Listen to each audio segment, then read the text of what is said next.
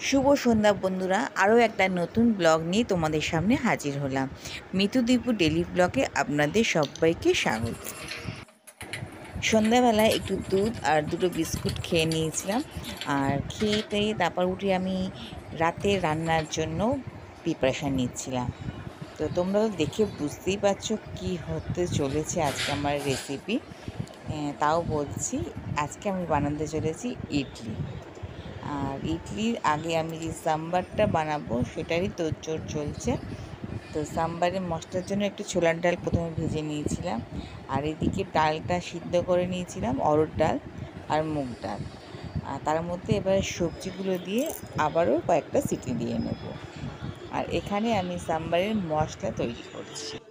মশলাতে আমি দিয়েছি এখানে ধনে, মেথি আর শুকনো লঙ্কা আর গোটা গোলমরিচ। আর ছোলার ডালটা আমি আগেই ভেজে রেখেছি, এর সাথে এটা অ্যাড করে দেবো পরে। তো লঙ্কাটা মনে হচ্ছিল একটু বাকি ছিল, যেন শুধু লঙ্কাটা আরেকবার একটু ভেজে নিয়েছিলাম।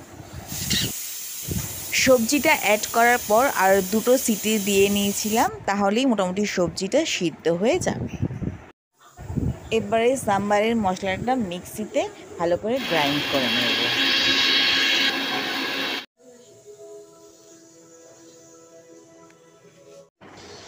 দেখো মশলাটা আমার ভালোই গুঁড়ো করা হয়ে গেছে।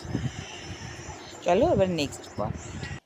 এবার সাম্বারের স্বাদ অনুযায়ী একটু চিনি দিয়ে দিচ্ছি, আর দেবো তেঁতুল, কারণ এটা একটু টকটক হয়। তোমরা জানো এটা সাউথ ইন্ডিয়ান ডিশ, এটা একটু টকটকই হবে। তার জন্য আমি এখানে তেঁতুল দিয়ে চিনিটা আর তেঁতুলটা ভালো করে মিশিয়ে দিচ্ছি। এবার সাম্বারে ফোড়ন দিতে হবে, তার জন্য দিয়েছি তেলের ওপর দিলাম একটু শুকনো লঙ্কা, সর্ষে আর কারি পাতা। ভালো করে নাড়াচাড়া করে আমি এই সাম্বারের ডালটাকে ঢেলে দিয়েছি সবজি সমেত। তো দেখতেই পাচ্ছ সাম্বারটা আমার কত সুন্দর কালার এসছে। তারপর আমি সাম্বার মশলাটা ভালো করে মিশিয়ে দিচ্ছি। আমার সাম্বার একদম রেডি হয়ে গেছে। এরপর আমি চলে যাব চাটনিতে।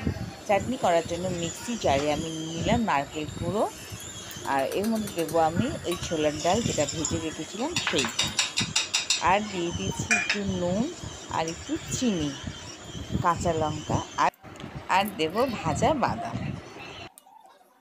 একটু জল দিয়ে পেস্ট করে নেব। আর পেস্টটা হয়ে গেলে ঢেলে নিয়ে আর মিক্সির জারটাকে আর একটু জল দিয়ে ধুয়ে সেটাকেও ওই বাটির মধ্যে ঢেলে রাখবো, কারণ চাটনিটা একটু পাতলা হলেও অসুবিধা হয় না। এবার চাটনিতে একটু ফোড়ন দিতে হবে, তার জন্য শুকনো লঙ্কা দিয়েছি তেলের মধ্যে, আর একটু সর্ষে দিয়েছি, আর দেবো কারি পাতা দিয়ে যে চাটনিটা করে রেখেছিলাম সেটা ওর মধ্যে দিয়ে আরেকটু জল দিয়ে মিশিয়ে নেব।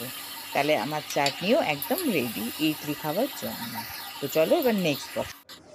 এবার সব শেষে করছি আমি ইডলিটা। ইডলির ব্যাটারটা আমি চাল আর ডালটা বেটে রেখেছিলাম সকালবেলায়।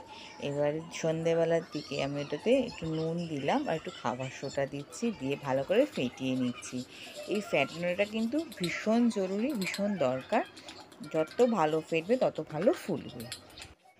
এবার ব্যাটারটা ছোটো হাতাতে করে নিয়ে প্রত্যেকটা ইডলি স্ট্যান্ডে আমি ওটা দিয়ে দিয়েছি, দিয়ে সেটা ইডলি স্ট্যান্ডে এবার বসিয়ে দিচ্ছি।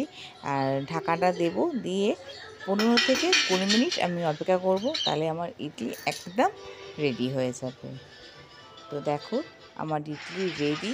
কেমন হয়েছে তোমরা অবশ্যই কমেন্ট করে জানিও, আর ভিডিওটা ভালো লাগলে অবশ্যই একটা লাইক, শেয়ার, কমেন্ট করো। আমার চ্যানেলটা সাবস্ক্রাইব করো। Thanks for watching.